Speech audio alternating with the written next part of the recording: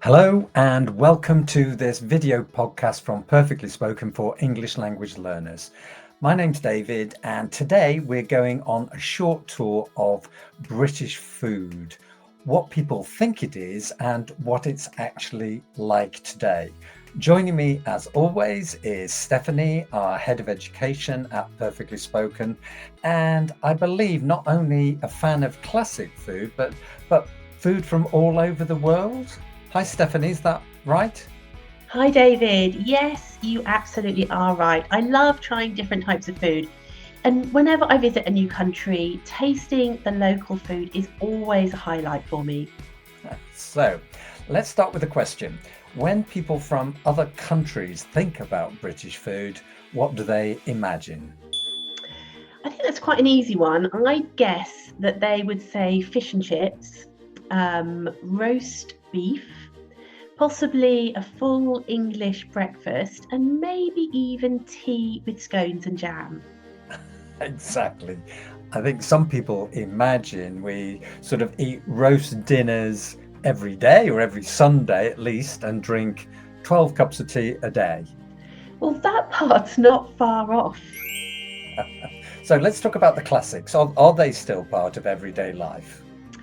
Do you know what? I'd say definitely, but perhaps not every day. I think a Sunday roast is still a tradition, especially for families. But nowadays, people might cook it at home, but they might equally go to a pub to enjoy it. And there are vegetarian versions too. Roast cauliflower, for example. Okay, and what about fish and chips? Equally, I'd say this is still really popular, but perhaps not every Friday. I think nowadays you're more likely to see people order it from a takeaway or perhaps even get it from the supermarket ready to heat. And I think a lot of that is because life is much faster now. And breakfast? Wow, breakfast, the full English. Listen to this. We've got eggs, bacon, sausages, tomatoes, mushrooms, possibly with beans, even black pudding and toast. So, as you can imagine, that's a lot. And nowadays, it's more of a treat, maybe to eat at the weekend or perhaps if you're staying at a hotel. I think most people normally just grab cereal, toast, or a coffee during the week. Yes, yeah. What about you, Stephanie? What do you have? Well, one of my favourite breakfast items are eggs. I love them poached or scrambled, but it's just not realistic to have them every morning. So I usually just grab a coffee during the week and save them for a weekend treat. Right, so traditions are still there, but people mix them with modern habits like convenience and health. Exactly. I think it's about managing a modern lifestyle, balancing what you like with the practicalities of daily life. Sure. Now, British food has some surprising stories, right? It really does. Shall we start with chicken tikka masala? Yes, the curry that is in fact not from India. Correct.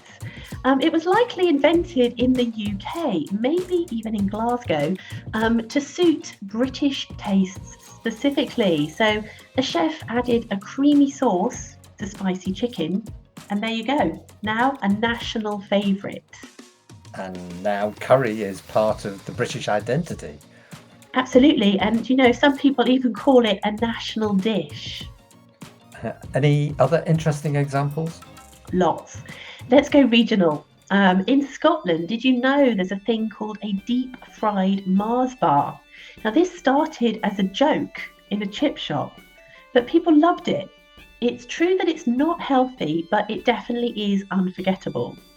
So, yes, I've heard about this. This is a chocolate bar that is covered in batter and then deep fried. I have to admit, I've never tried one. Have you? Do you know, I never have either. I'm not sure that I would. Okay, any other examples? Well, in the north of England, there's a dish called parmo, which is from Middlesbrough. And basically, it's fried chicken with a cheese sauce on top. So imagine it kind of like a pizza, but without the bread base. Okay, again, that's new to me. I quite like the ingredients and it could be delicious, but possibly not very good for the heart or the waste. No, but often the tastiest things are not the best for our health. Okay, so what do people in the UK actually eat today? A real mix. A fun fact for you here, sandwiches are still super popular. Did you know that we eat over 11 billion sandwiches a year? That's a lot of sandwiches. Yes, and they're not just ham and cheese. There's many varieties. You'll find wraps, sushi boxes, noodle salad pots, for example, in many, many supermarkets. And this is all thanks to cultural diversity, right? Exactly, exactly. British people travel more. They live in diverse communities and therefore enjoy international food. You can find things like Caribbean jerk chicken, Vietnamese banh mi, or Moroccan tagines on menus, and even in ready meals. So British food is more global than ever, really. Yes, classic dishes are still loved, but modern Britain also enjoys food from all over the world, sometimes even in the same meal. So thanks, Stephanie. I think today's chat proves that British food isn't just one thing, it's full of variety and surprises. Totally. From classic roast dinners to global street food, there's just so much to taste and discover. So whether it's a fancy afternoon treat or something new on a menu in a restaurant, just give it a go. That's right, try it. You never know, you might find your new favourite dish in the most unexpected place. Exactly. So I think we both would recommend don't be afraid to try something different. We're sure you will enjoy the experience. So thanks everybody for listening to this video podcast and hopefully we'll see you next time. Thank you, goodbye.